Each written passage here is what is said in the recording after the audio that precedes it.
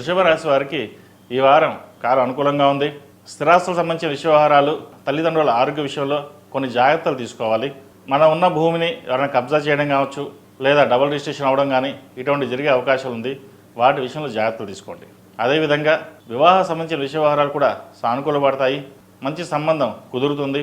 జాతక పరిశీలన చేసుకుని ముందుకు వెళ్ళడం చెప్పదగినది. అదేవిధంగా ఒక స్థలాన్ని కొనుగోలు చేయాలని యోచిస్తారు, అది ఈ వారం నెరవేరుతుంది. ఉద్యోగంలో కొన్ని మార్పులు చోటు చేసుకునే అవకాశం కూడా లేకపోలేదు. వాటి విషయంలో జాగ్రత్త తీసుకోండి. వ్యాపార పరంగా మటుకు ఈ వారం ఈ రాశి వారికి బాగుందని చెప్పాలి.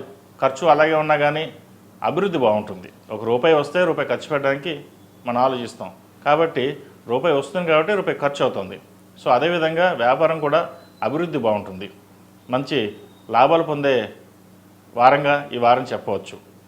ద్వితీయంలో గురువు కంబస్ట్ అయ్యారు. కుటుంబ పరంగా మటుకి చిన్న చిన్న చికాకులను ఏర్పడతాయి. కుటుంబంలో అశాంతి నెలకొంటుంది. బంధువులతో కావచ్చు, భాగస్వామితో కావచ్చు విభేదాలు వచ్చే అవకాశం ఉంది.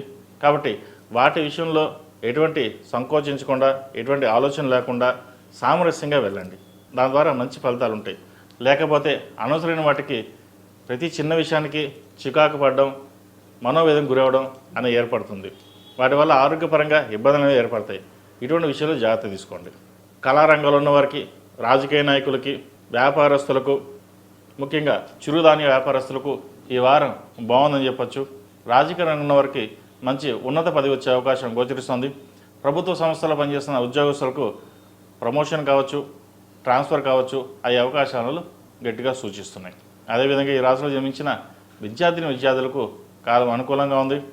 పోటీ పరీక్షల్లో పాస్ అవుతారు. ప్రభుత్వ ఉద్యోగం కోసం ప్రయత్నిస్తున్న వారికి కాలం అనుకూలంగా ఉంది. అదేవిధంగా కష్టైపోయి లేనట్టుగా కష్టం తగిన ప్రతిఫలం కొంతవరకు ఈ వారం లభించే అవకాశం గోచరిస్తుంది. విదేశీ సంబంధించిన వ్యవహారాలు సానుకూలపడతాయి. విదేశాల్లో ఉన్న వారికి ఉద్యోగ ప్రయత్నాలు గట్టిగా ప్రయత్నం చేయండి, సానుకూలపడతాయి. ఈ రాశిలో జన్మించిన స్త్రీలకు వృత్తి వ్యాపార పరంగా సానుకూలంగా ఉన్నప్పటికీ తెలియని మనోవేదన ఏర్పడుతుంది. వీరికి జీవిత భాగస్వామితో చిన్నపాటి విభేదాలు రావచ్చు. వాటి విషయంలో కొంచెం జాగ్రత్తలు తీసుకోవాలి.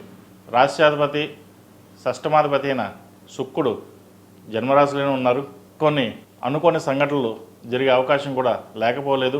అవుతుంది అనుకున్న పని అవ్వకపోవడం, అవదు అనుకున్న పని అవ్వడం ఇటువంటివి జరుగుతుంటాయి. ఈ రాశివారు ప్రతిరోజు ప్రతినిత్యం ఓం నమః శివాయతోటి నువ్వుల నూనె పోసి దీపారాధన చేయండి. ప్రతిరోజు ప్రతినిత్యం ఆరవల కుంకుమతో లేదా కుబేర కుంకుమతో అమ్మవారిని పూజించడం చెప్పదగిన సూచన. అలాగే దక్షిణామూర్తి స్తోత్రాన్ని పఠించండి. ద్వితీయంలో గురువు కంబస్ట్ అయ్యారు కాబట్టి కుటుంబ పరంగా ఇబ్బందులు లేకుండా ఉండడానికి ఆ దక్షిణామూర్తిని స్తోత్రం పఠించినట్లయితే కొన్ని మంచి ఫలితాలు సంప్రాప్తిస్తాయి. ఈ రాశిలో జన్మించిన వారికి కలిసి వచ్చే సంఖ్య 4, కలిసి వచ్చే రంగు లైట్ ఎల్లో. ఏదైనా పని మీద బయటకు వెళ్ళేటప్పుడు గురువారం కానీ శనివారం కానీ వెళ్ళండి, మంచి ఫలితాలు సంప్రాప్తిస్తాయి.